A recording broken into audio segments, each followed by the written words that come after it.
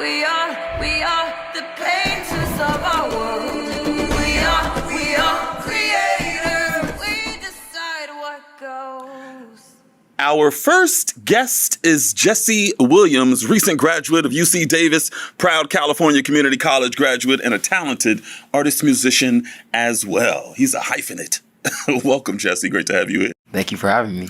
Now, I know I just mentioned some of your recent graduation, but I know it wasn't an easy road to get to where you are today. Tell us about your story and some of the unique things you have faced while you were growing up.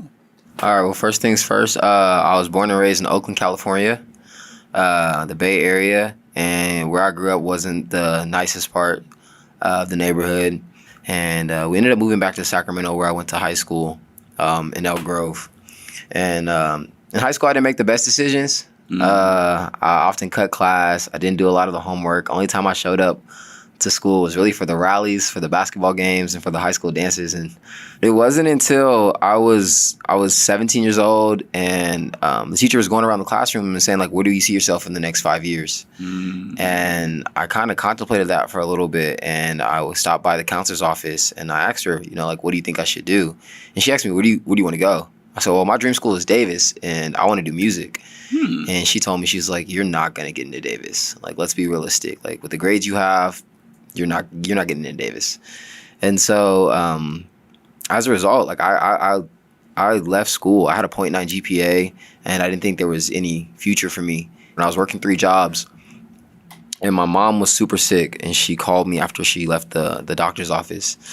And she said, hey, son, like, I don't know what the doctors found, but I'm not quite sure if I got any time left on this earth. Oh, wow. But I want to make sure you have, a future, and, you have something to stabilize yourself. And I told her, I really hate school. I really hate school. And she said, well, son, can you at least do it for me? Like, you'll meet some people there. You'll have a good job, money and everything. And I was like, Mom, I don't want to spend your money doing something that I don't want to do. And she said, look into some colleges. My mom, she passed away, and it was really, really rough to deal with. And so knowing that, I was, one of the boys with her last name, I had to carry on, carry the torch.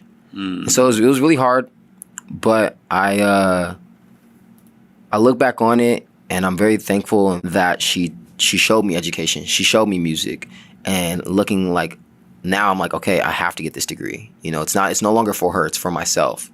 So your mom was the inspiration for you to step onto that campus. Yeah, she was. She's a big believer that education can really open a lot of doors for you. Whether you're in the classroom or not, you still should choose to educate yourself. So yeah. So tell me about your experience, your college experience. What happened once you first got there? I didn't know how to study, so I Googled how to study in the library. And I had a lady come over. She showed me. She gave me a bunch of highlighters. Her name is Monica Potter, and she. I still remember her name. Yeah, I still remember Monica Potter. And she asked me. She's like, "Well, where do you want to go after school?" I was like, "Well, I thought this was it." She goes, "Well, sweetheart, you get an AA, and you have to transfer somewhere. You have to get an associate degree to transfer, so you have to go somewhere." She's like, "Well, where do you want to go?" I'm like, "It's gonna sound silly. Like, you're not gonna believe me." She's like, "No, tell me." And I was like, "Okay, well, I either want to go to UC Davis, UC Berkeley, or UCLA." The school that your teacher told you that you would never get into. Yes. And she said, I believe in you. My first day. She's like, I believe in you. And so just having that person to tell me I believe in you really, like, had me think I could do it. I can really do this.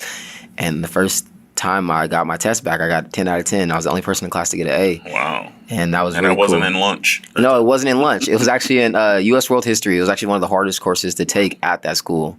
Seeing that I could, apply myself and really do this, I took that into other aspects of my life. So I joined Associated Student Body.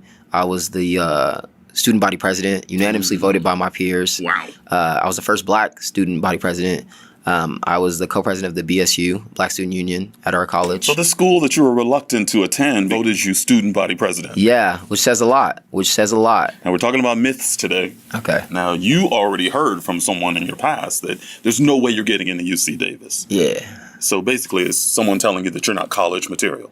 Yeah. So how did you take that, and how do you think other kids take that information when someone says that to them? Honestly, it hurt because it came from a high school counselor because I said, she's like, what do you want to do? I was like, I want to go to school. She's like, well, not with these grades. And maybe in her mind, she was like, let me help him out so he doesn't get the rejection letters or he doesn't spend all this money wasting time. But looking back on it, I'm like, I'm glad they told me that because it not only sparked a fire in me to say, like, I can do it, I can, and I will, just to prove you wrong. But also, like, it did save me a lot of money. It saved me a lot of money because I went to community college, and maybe, there was times where I was in community college where I was like, maybe Davis isn't for me. Maybe I should go to a bigger school, maybe a school on the East Coast, or maybe a smaller school, because I saw smaller schools, you get more connected with your professors. And community college was that small school for me, and it prepared me for Davis. So when I did get into Davis, I was like, oh, I could have gotten this a long time ago. So, yeah. 17-year-old Jesse, for sure not getting into UC Davis. Right. But 22, yeah, that kid was ready. He was ready. He had the tools. He had the support staff and everything. From a 0.9 to a UC Davis grad. Yeah. How long? It took me 4 years. 4 years. I did 2 years at community college, and I transferred and did 2 years at UC Davis. I had my guidance counselor, Monica Potter, at Feather River College, and she put me on this track record. Like, you need to take these classes, these classes, these classes, and maybe a couple of summer classes if you really want to go to Davis. And I took the classes. There was a class that I didn't pass, so I had to retake it. And so I did that, and I was just really dedicated. And, if I can do it, you can do it too. So you were 17 years old when you made that transition to believe that you could actually do it. What do you say to that? There's somebody watching right now, 17 years old, and being told by family, friends, maybe a guidance counselor, right, that they are not college material. What would you say to that person? I feel like there's no such thing as college material. There's no such thing as college material because, everyone says, oh, I'm not ready yet. I'm not ready yet.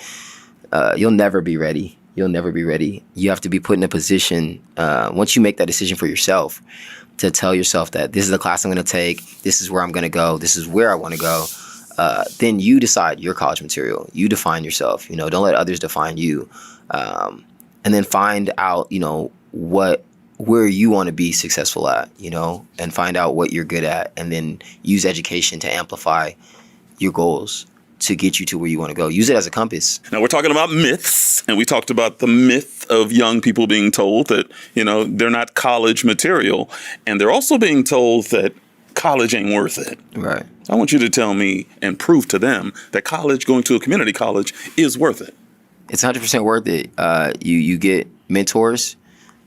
You get access to a lot of tools and resources that will make you successful. And you get a degree. You get a degree, and a degree is sexy in this world, Yes, it is. You definitely need a degree to advance, amongst the ranks in society.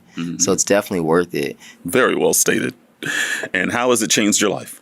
Oh, in tremendous ways. I think it's made me hold myself more accountable. It's given me a lot more confidence, and a lot more structure.